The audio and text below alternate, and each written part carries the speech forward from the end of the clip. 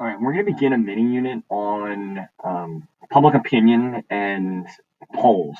And these are something obviously we've talked a lot about during the course of the presidential election that just transpired over the course of the last couple months. And I mean, I showed you like a million of these, and I'm sure you've seen a lot of them on the news. But like polls, whether it's a state poll like the one on the left in North Carolina, or just a general election poll, the one on the right. You saw these a lot over the course of the weeks and months leading up to the election. So we're just going to go over a couple quick things you need to know for the AP test that relate to the idea of like public opinion and polling.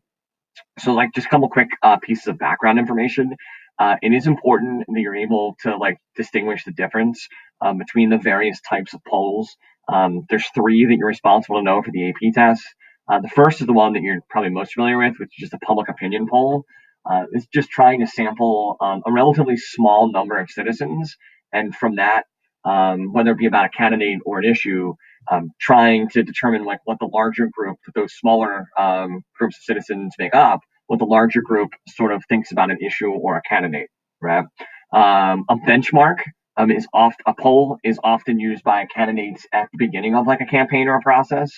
So, what do people think about candidate A at the beginning of their campaign? And then you can use that sort of information to like make changes, to make improvements to your campaign. But a benchmark is like the first survey that is taken. And then obviously, as time goes on, you're sort of comparing the updated numbers to sort of like what you had at the very beginning. Is there improvement? Is there decline? So on and so forth. And then exit polls, you're hearing a lot about them after the election. Exit polls are when we attempt to sample citizens' opinions like after voting. And that's when we begin to put together like, well, this group tends to have voted for that candidate. This economic level tends to vote for that candidate, education level, ethnicity, gender, age, like those types of things. But you're asking people after they voted, sort of like, what are their demographics and like, why did they vote the way that they did?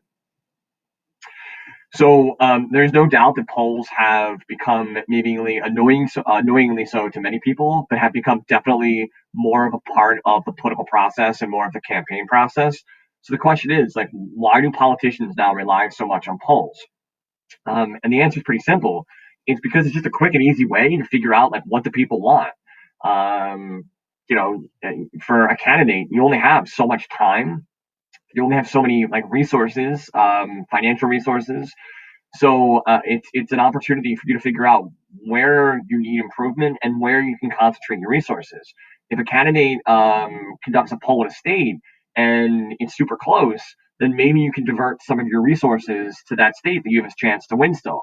Um, Obviously, if a candidate's polling very poorly in a state, you might decide to take resources out of that state and put it in a state where it's closer. It also determines where you campaign, right? If you again your polls are showing that you're close to the state, maybe you'll visit that state more often. Like what happened with the candidates in 2020 and visiting Pennsylvania. Pennsylvania was close. That's what the polls were showing them. That's why both Trump and Biden were in PA so much in the weeks and days leading up to the election. In states where they knew it wasn't going to be as competitive, there's no need to do that. So it just helps them make like an educated guess on how to best allocate their resources. Why does the media rely so much on polls? The media relies on polls for a couple different reasons, and there's no doubt that they do. Um, Americans have notoriously short attention spans and also this love of sport. So, what has begun to happen is that the media has begun to cover political campaigns like their sporting events. And oftentimes we refer to this as horse race journalism, where like you're covering it almost like it's a horse race. This candidate's in the lead. Now this candidate's in the lead. Now like the poll is sort of like the scoreboard. So horse race journalism is sort of the term we use in AP Gov to describe this tendency to sort of cover politics like their sporting events with like winners and losers and scorers. And the polls are just an easy way to sort of like, as a metaphor for a scoreboard. Again, Americans with their love of sport, like this resonates with them, like covering politics in such a way.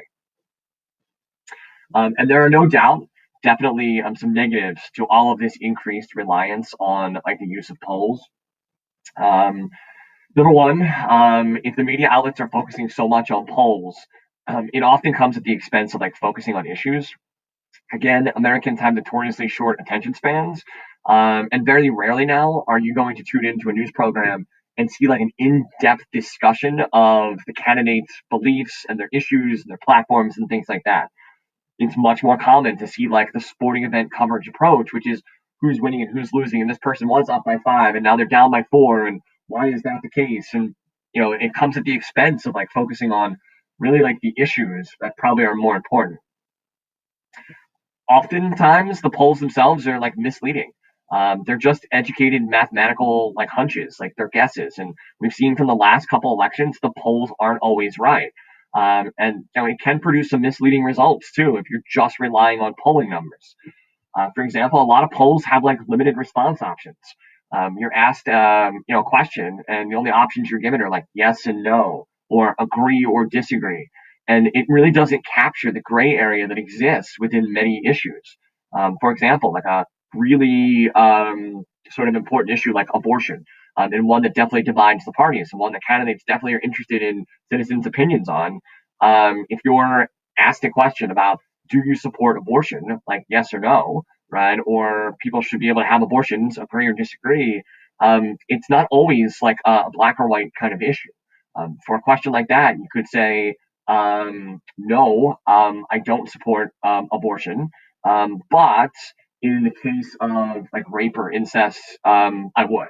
Right? That when you just have yes or no or agree disagree, it doesn't give you the option to really take a middle of the road approach. It can be polarizing to make you choose one side or the other. And then what if someone participates in a survey but doesn't really care? Sure, I'll take your survey, I'll check off yes or no or agree disagree, but I don't really care about these issues.